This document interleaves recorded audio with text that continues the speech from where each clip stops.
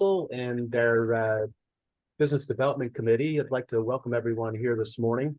We've got a nice program in store for you. And before we get started, I'd like to kindly remind everyone to mute themselves during the presentation to avoid any background noise. There will be an opportunity at the end of the presentation for Q&A. In addition, today's slide is shared with attendees in an email following the call. With that, I'd like to introduce David Spector, Government Representative for the New Jersey Department of Labor and Workforce Development, to begin the presentation. David, welcome.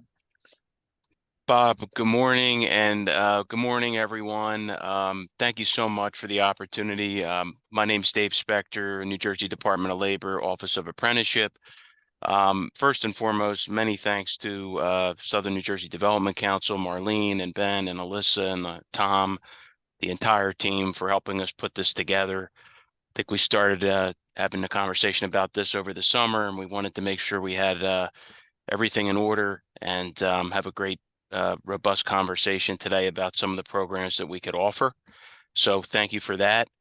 Also, later on, my colleague Pavi from our industry partnerships team will also talk about some of the other services that we provide at the Department of Labor. But today I'm going to focus specifically on apprenticeship, and we'll go into the presentation right now. So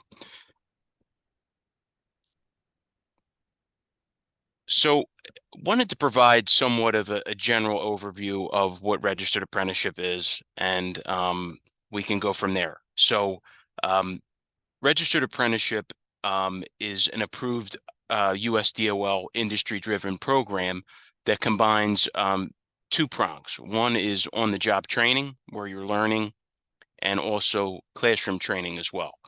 We call that related technical instruction. The minimum training is 2,000 hours of on-the-job experience, which is equivalent to a year. And some apprenticeship programs could be as long as 5 years, depending on what occupation and what field you go into. Some of the benefits of being in a registered apprenticeship program: of course, you have a paid job. You're earning while you're learning in that position, and you have the opportunity for growth and advancement with that particular employer. So it gives that apprentice the opportunity to get trained, upskill their ability, and also develop new skills too. When you complete that specific registered apprenticeship program, whether that's could be the trades, it could be in the medical field, could be in hospitality. Things have really expanded nowadays with apprenticeship. I think we look back and see the building trades as the model.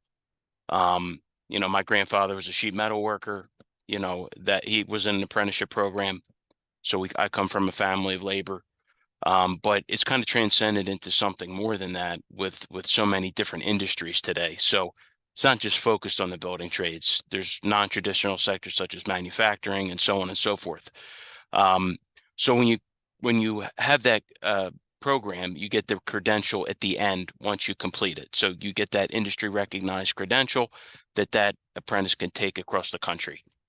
You also gain that experience in the classroom, as I mentioned, and also the opportunity for degree potential, opportunity to go to school, vocational training, and with the rise in student debt costs, apprenticeship is really the wave of the future, and something we've really encouraged over the last 5+ years under the commissioner and under Governor Murphy. And also in the registered apprenticeship program, you have the opportunity to be mentored on the job to help you advance in your career. Next slide. So what is an apprentice? So I think I touched on this a little bit, but just a few other bullet points. An apprentice is a full-time benefit receiving paid employee of that organization. So day one, be on the job, learning, full-time employee.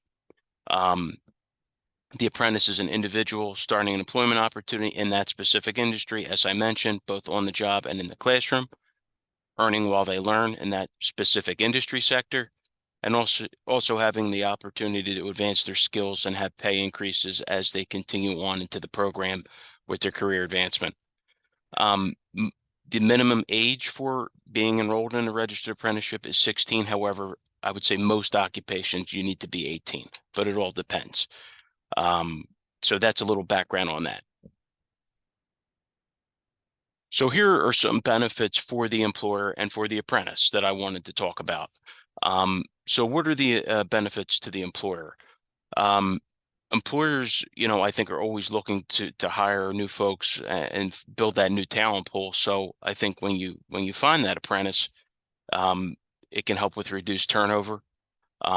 You see your productivity increase with your employees because they see an opportunity to advance, build the company's skill set and base in that region. And it's a pipeline for workers to succeed and plan for their future as well. For apprentices, as I mentioned, you have an opportunity to have a career, not just a job. You receive that credential from the United States Department of Labor. And just so everyone's clear, we work hand in hand with them.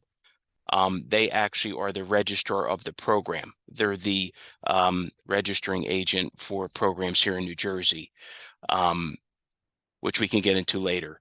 But we work hand in hand with USDOL, and they've been a tremendous partner over the last 5+ years. And it increases your future earning potential, and also it helps you develop that relationship with the employer to advancing your career. So there's some benefits on that, and I guess we can move on to the next slide. So now I just wanted to get into some of our funding streams and what's coming up. And I think the goal was to, have that conversation today about what funding's available and what will be available in the coming months for the department. One is our Gains program. The Gains program is to promote the expansion of a registered apprenticeship program, and it helps kind of offset costs for wage reimbursement. If you are going to be on the job and have costs as an organization, the seed money that you would receive if you were awarded funding would help offset those costs, help with training, materials, books, things of that nature. This would be for an already existing registered apprenticeship program. And I believe we're going to go into when that funding stream will be released, but I don't want to get too much into the weeds with that, but I just wanted to give you kind of a general overview of the program. Another program that we have is our pre-apprenticeship and career education program, PACE. We like to consider this a pre-apprenticeship program, kind of a pipeline into apprenticeship for an organization. So if you're kind of new to it and you want to potentially apply for a PACE grant, you must at least have some connection to a registered apprenticeship program. So say you're interested in potentially applying, you just have to make sure that you have some type of relationship with another organization that already has a registered program here in the state. And it's a great program, especially if you want to kind of get started with an apprenticeship grant with the Department of Labor. Another program is our Youth Transitions to Work program. We do this grant kind of focuses on youth, out of school youth in the 16 to 24-year-old age bracket. This is more of a pre-apprenticeship program as well. Work with a lot of different vocational schools, unions, trying to find work for students looking to find a new career path. Another one of our grant programs is our Women, Minorities, and Construction Trades program, and also our Women, Minority, and Vets program. And this focuses on pretty much what it states. Finding women and minorities in the construction field that we can help fund organizations that have that mission, and the same for women, minority, and veteran organizations as well. So here I wanted to just touch on some of the apprenticeship by numbers. So as of today, we have over 8,000 active apprentices in the state of New Jersey. We have over 1,200 programs registered, and since Governor Murphy took office in January of 2018, seen an uptick of 97% increase statewide in registered apprenticeship, which you could see that we've had a big investment in this since under his administration and under our commissioner. Hired over 16,000 new apprentices, over 81 new industry recognized certificates of completion, and we've seen the trends grow throughout the state as well. So you can see the investments there, and the numbers keep growing, and we're hoping for more of that going into this fiscal year. So here I just wanted to touch on what we've done as a department to date. So here I just broke down some examples of each fiscal year, the number of contracts awarded, number of served apprentices, and the total amount of funding that's been allocated these last 4+ years. Almost $50 million has been allocated for apprenticeship and pre-apprenticeship programs throughout the state, which is pretty remarkable. And we're hoping to see more of that trend continue here in fiscal year 2024. So now, how do you get the money? Here is a breakdown of our anticipated investment into registered apprenticeship for fiscal year 2024. So all this information can be found on our website, but I wanted to break it down by grant and just to give you a brief understanding of when the anticipated grant opportunities will be released or have been released. So our women and minority vets, women and minorities in construction, round 1 just came out, I believe, last month. Our Gains grant is going to be coming out later this month. There will also be another round of funding in 2024. We have the application due dates here, and this, as Alyssa and Ben mentioned, we'll share this slide deck with you so you could take a look at it. But it's pretty self-explanatory. Gives you the breakdown of anticipated funding, when the grants will be released, and all the information could be on our website, can be found there where you can apply. Again, it's a competitive grant. And our investment for the fiscal year looks to be somewhere around $23 million in total. So again, a lot of opportunity. Happy to discuss more with you about this at a later date, but didn't want to inundate you with too much information today. I know it's a lot, and we have a short time frame today, but as you can see, plenty of opportunity for registered apprenticeship. And I'm just going to share my contact. You can reach out to me directly by email, phone. Here are some of our links to our website where the grants will be released. If you're actually interested in speaking to one of us individually, you could fill out one of our intake forms or just contact me directly, just make things easier. And also, please be sure to check out our partners at USDOL. We have our website link there. And some of the job postings that we have from some of our sponsors, we also included that link here as well. So I don't want to go too much more over time. We can get the questions and answers later, but hopefully that gave you somewhat of a high-level understanding of what we're doing here at the Office of Apprenticeship. We're fully committed to this, and more great things to come for this year. And at this point in time, I'm going to turn it over to my colleague Pavi from our Industry Partnerships Unit, who's going to talk a little bit more about business engagement and business services and what Industry Partnerships does. So thank you again, and we'll get to questions and answers later, and I'll turn it over to Pavi. Thank you, David. Thank you so much for running the slides as well. First of all, good morning, everyone. Thank you to the Southern New Jersey Development Council for giving us an opportunity to present today. My name is Pavitra Lakshmi Narayan, and I'm a project manager for the manufacturing sector within the Industry Partnership Unit. I'm here just to give an overview of some of the support services that we provide to the employers through our Business Engagement Unit.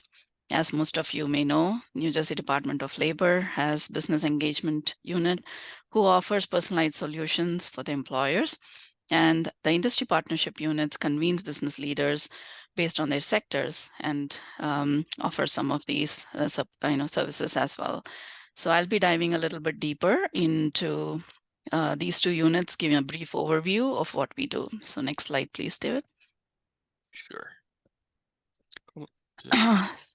There we go. You're right. No. So our business services unit introduces businesses to different support services and incentive programs that are offered to the employers. So as a business services unit, they offer various programs to support their employer needs at no cost for any services. So that's so we'll see some of the services that that the business services provide. Next slide, please. So first thing is assisting with the hiring needs. So most of the employers don't know about the NLX system that is available for them where they can post their jobs. So the business services representatives actually meet with the employers, help them in terms of advocating about, letting them know about these, these resources that are available, as well as helping them with the marketing outreach and facilitating recruiting events, and whether it's virtual or in person. They work closely with the workforce development boards, and they participate in these job fairs and connect the employers to the workers in the area. They also help with the email outreach to the community partners list and work with job seekers who are actively seeking to work and connect them with these recruiting events as well. Next slide, please. So in terms of the supportive programs, they do offer information regarding the workforce, the work opportunity tax credit program, where the employers who hire and retain veterans can get the tax credit ranging up to from 2,400 up to 9,600, depending on who they are hiring. So they try to share these information and also about the federal bonding program that is available to the employers as well. Next slide, please. The next one, the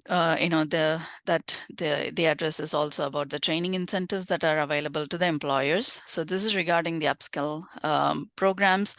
So recently, the notice of grant opportunity has been announced for the upskilling program.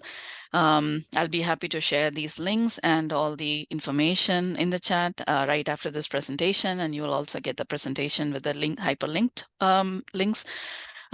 This allows the employer to actually offset some of the training costs on upskilling their employees.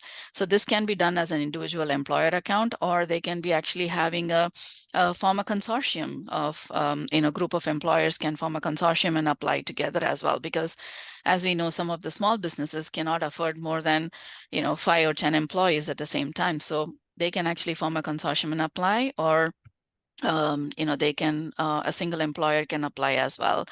The goal is that it's reimbursed up to 50% of the cost, and it's a periodic application submissions. Now it's open, and again, I'm happy to share the information regarding this particular grant opportunity that got released.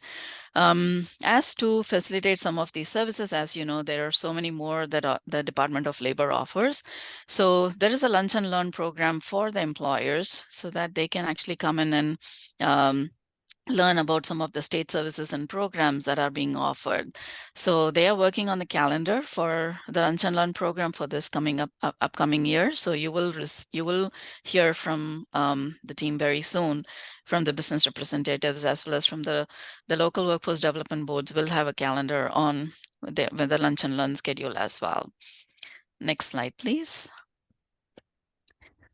The next opportunity is on recruiting the new employee opportunities. So the job seekers, depending on whom you're recruiting, there is on-the-job training grant that is available, where the employers who hire full-time positions are reimbursed 50% of their salary for agreeing to provide a training for a period of up to 26 weeks. And this also has a link, as you can see, depending on the pool from where you're recruiting, whether it's the veterans or TANF, like depending on the job seekers pool that you're recruiting, you will, the business representative will be able to assess what type of OJT grant that you will be eligible for, and they will walk you through the process as well. So I think the next slide has, next slide, please. So this has names of all the local business representatives in the southern region and in the northern central. So this, when you get these slides, you will have these information, and many of you may have worked with them or know them. So this will be in hand for you to connect to any of your business representatives locally. Next slide, please. Okay, so we saw different programs that are offered through the state as the support services in terms of variety of incentives and grant opportunities. We are slightly changing the gears as to what we do as Industry Partnerships Unit is to bring these programs on a higher level to the industry partners. Next slide, please, David. So what Industry Partnerships Unit do is we convene business leaders from a specific sector and a region. So that's to be underlined. So we definitely go by the sector and by the region. And what we do is collaborate with the public partners to resolve some of the workforce, economic, and educational challenges that are impacting their sector. So it's a higher level where we convene business leaders to talk about their issues that they are facing and how we can address them by collaborating. So the model, next slide, please, David. So the model we adopt is right here. So where you can see the people in the blue are the industry partners. So we convene and they elect a business champions. They design the agenda. They decide on what are some of the pressing issues that they have to address. And we, as a convener, we have a another, for example, in South Jersey model, we have a co-convener from Center for Family Services and Payanzo Cotton. So she and I are co-conveners for this group, but it's essentially run by the business leaders, and we have all our community partners attend this convening.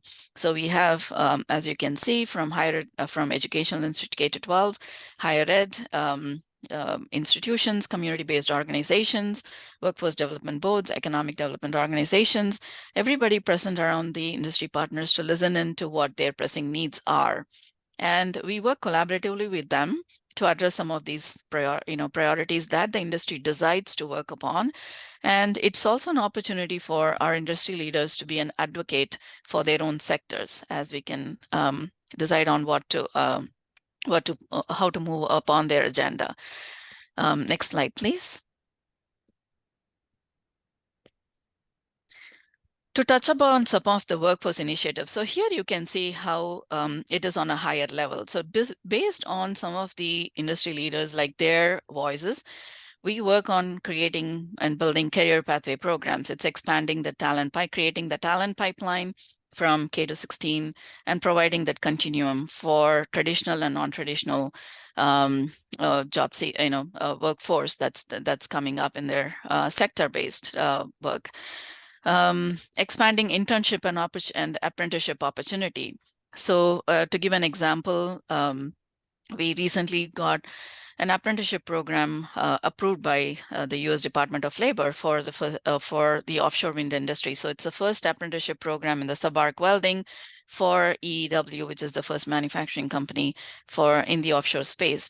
So based on their need, we bring in some of these programs and support them in building the workforce that they need. The next stop is the workforce training programs. Again, when we do the needs assessment, when they say that we need upskilling or we need resources for hiring and training the new employees who are coming on board, we help them with finding either the training providers or bring them suitable grants. That's where we connect them to our business representatives, where they can talk about different grant opportunities that are available to the employers. And at this time, we also, we have done so much of work within South Jersey.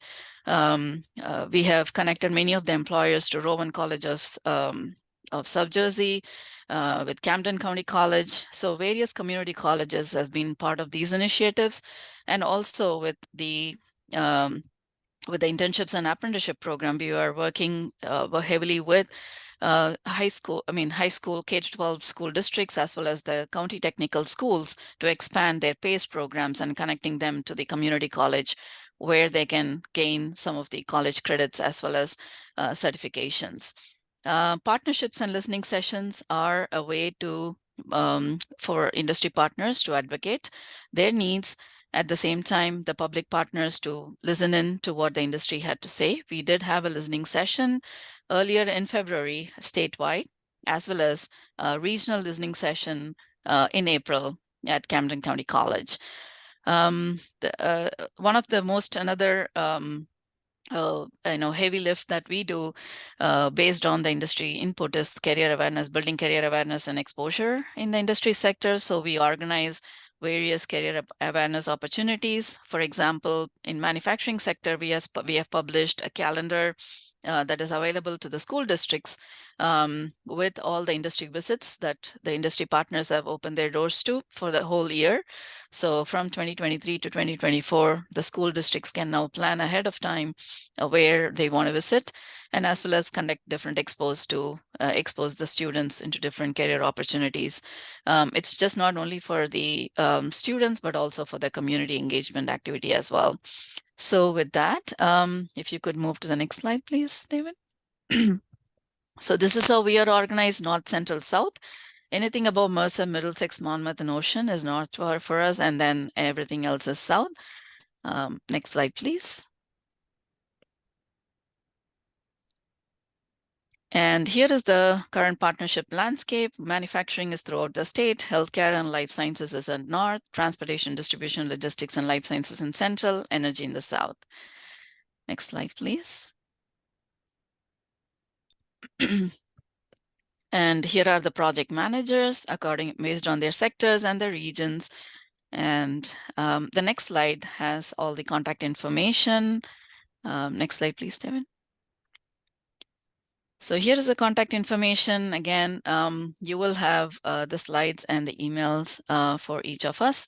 So please feel free to reach out to us if you need any more information, and we'll be hanging around for your questions and comments. So thank you. Thank you again for this opportunity. Wow, thank you both so much for that very informative presentation. I know that I myself have a couple of questions, but I'm sure that our guests do today as well. But before we open the floor to any questions, I just want to make sure that all of us can be able to please just utilize the raise hand button. And then we're going to be able to call on you one-on-one to be able to make sure that we could be able to get all the questions answered for today. If you're unfamiliar with this option, though, it's over in the reactions and at your bottom of your screen, and we can be able to call on you from there. But I do ask if we can all be able to remain muted, just to be able to avoid any background noise until your name is called. So with that, does anybody have any questions prior to jumping forward? Thank you. Good morning. Dave, maybe I missed it in your presentation, but did you mention who is eligible to apply for the apprenticeship grants? Does it have to be a workforce board? Can it be a private sector employer? And also, since the grants you mentioned are competitive, would you suggest forming, as Pavi acknowledged, maybe forming a consortium among like industries to apply for the apprenticeship grant? Thanks, Jeff. That's a great question, and it's good to see you this morning. You as well. So, yes, some of the organizations that can apply could be a training provider, it could be a union, it could be a private sector organization, could be an employer in a certain industry, and all that's highlighted in the NGO. So hopefully that answered your question. But yes, it could be public, private entity who would like to apply for the apprenticeship funding. And the second point that you mentioned, yes, that's something that I would recommend if you're new to apprenticeship, if you'd like to partner with an existing registered apprenticeship program to get started as an employer partner or consortium partner, whatever you like to call it, that's certainly encouraged. But you could also be a new organization as well who wants to start. Could really go either way, but you know, you want to make sure your application is you know, is fulfilling the requirements of the NGO. And we have technical assistance workshops for these different grants where you can sign up. We give you a breakdown of, you know, what should be included, target populations, you know, different things of that nature. So whoever's interested in applying, I would definitely suggest signing up for one of our technical assistance workshops to give you a more of an understanding of what's required. So hopefully I answered your question. David, if I can just jump in here Sure. to answer Jeff's question. Jeff, just to give you an example, two examples. One is with, you know, when we developed an apprenticeship, we are in the process of getting that registered with the Atlantic County. We used Atlantic County Workforce Development Board, Francone's office as intermediary, where we had 3 employers coming in for creating a cybersecurity pathway program, which led to apprenticeship program. Now, that's one model. And the second model that we did with EEW is a sole employer model. So it was particularly for EEW where they had a specific need and they wanted to build that pathway, build that apprenticeship program. So these two models establish that, you know, definitely there's an advantage to each of them.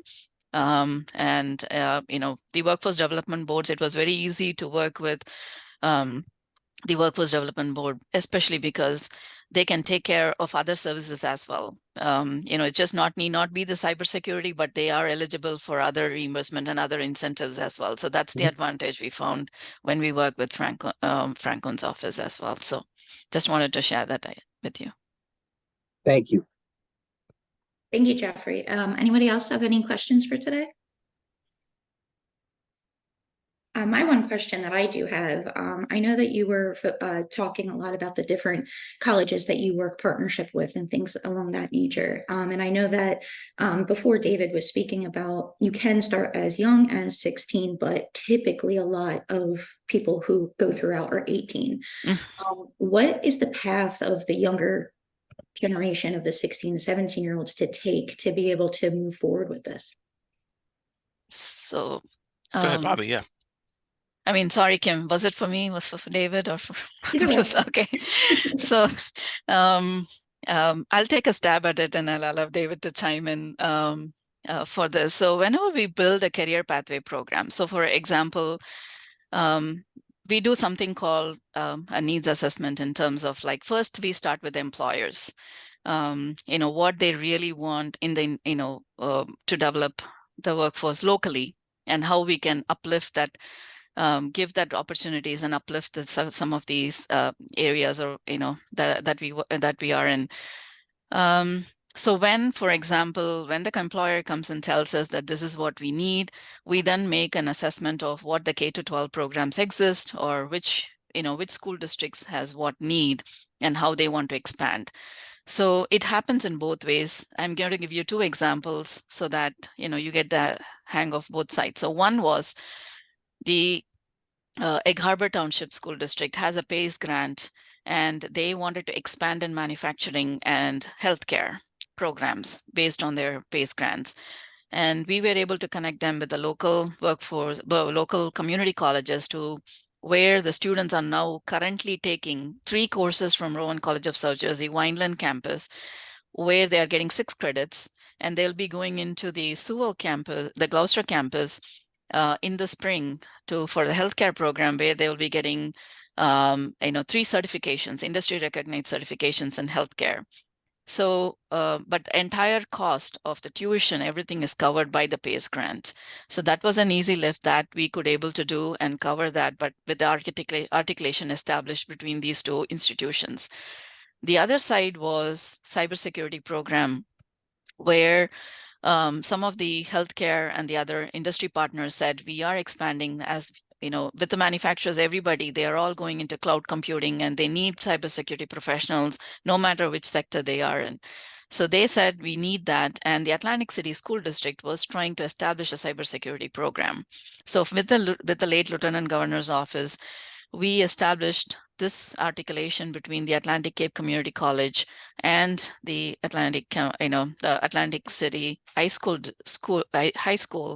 where the students will be getting a dual enrollment in some of the programs from the college, but as soon as they graduate high school, they will be going into the employers in an apprenticeship program.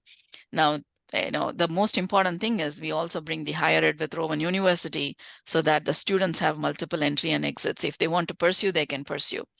Now, what it happens to students who are, and it's open for both traditional and non-traditional out-of-school youth workers as well. So it's open to any of these population. Now, what happens to a student population below the age group of or grades 10 and below? New Jersey offers a middle grades grant, a career exploration grant, which offers them to build the talent pipeline into providing these opportunities. So the school districts, now we are aligning them to go in for those middle grades grant, the career exploration grant, so that the students actually have an opportunity to get exposed to various career pathways right in the middle school, and then connect them to different career opportunities that are available at their local high schools, whether it's the CTE programs or the vocational the VOTEC schools. We are currently working with different VOTEC schools to help them apply for some of them for PACE grants, some of them for building the career pathways, but essentially, depending on the industry sectors and trends. So if you take the manufacturing, advanced manufacturing, they are looking into expanding more pathway programs that will lead them into some of this automation that they are talking about. So what skill sets that we can bring them to give them a strong foundation, but at the same time have some boot camps. So these PACE grants and other grant opportunities allows us to create those programs that will strengthen the skill sets that's needed by the industry when they get into that position. So Kim, a long-winded answer, I don't know, but these are some of the examples that I could cite that, how you think about building a career pathway program, but also how to tie in some of these grant opportunities while we are building that pathway. No, that's great. Thank you so much. And the only other thing I would just add to that, regarding the actual specific YTTW grantees, I'm happy to share that with you just so you get an understanding of, the occupations that they're looking to hire and some of the organizations we work with. So maybe it gives you a little idea to look at it visually and say, oh, well, maybe it could be a good connection for, this employer or, someone on one of these on the call today or another committee member. So I'm happy to share that list as well. Absolutely. Well, thank you both again so much. I just one more round. If anybody has any other questions. Yeah, I have a question. This is Joe Cardona from Rowan University. Hey, Joe. David, I don't know if you have a list that you can provide or I can email you about of high schools and their programs, right? Because we are working closely. We've been working with Glassboro for a long time, and they have academy programs, but they don't have any apprenticeship programs that I am aware of. And I would like to be able to introduce them to that concept and see what's happening across the state. Sure, absolutely. I think that's a great idea, Joe, and I'm happy to have that conversation with you offline if you'd like to send me a note, and I'm happy to send you what we have as well of some of the schools that we're currently working with, and build it out from there. But I think that's really important that we get this concept of apprenticeship, to keep spreading the word, and that's why I think forums like this and opportunities like this, having that like-minded discussion, and for apprenticeship and some of the other services that we provide, so important. Great. So Randy, maybe you can give me David's email address and I'll connect with him. Thanks. Thank you, Joe. Any other last minute questions? All right. Well, thank you all so much again for coming in, for being able to have this presentation today. I'm going to pass it over to Bob to be able to conclude for our presentation for our meeting today. Thanks, Kim. Thank you. Thank you, Kim. And Thank you, again, Kim. I'd like to thank everyone for attending today.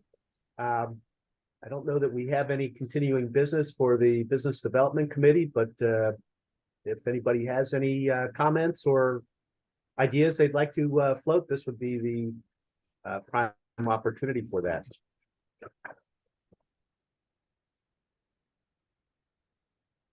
Hearing none, I'd like to once again thank everyone for coming on board today. And thank you, especially David and Pavi, for a great presentation. And hopefully this will lead to some, additional opportunities for some of our youth out there. And, as always, if anyone has any questions, please reach out to us. We can probably point folks in the right direction. So thank you once again. Bob, thanks a lot. Thanks, everyone. Bob, and thank you so much again. Thanks, Marlene. Take care, Jeff. Thanks, Bye, everyone. Ben. See you guys. Good Take care. seeing you Bye, all. Joe. Take care, everybody. Thanks, Alyssa. Bye. Thank you.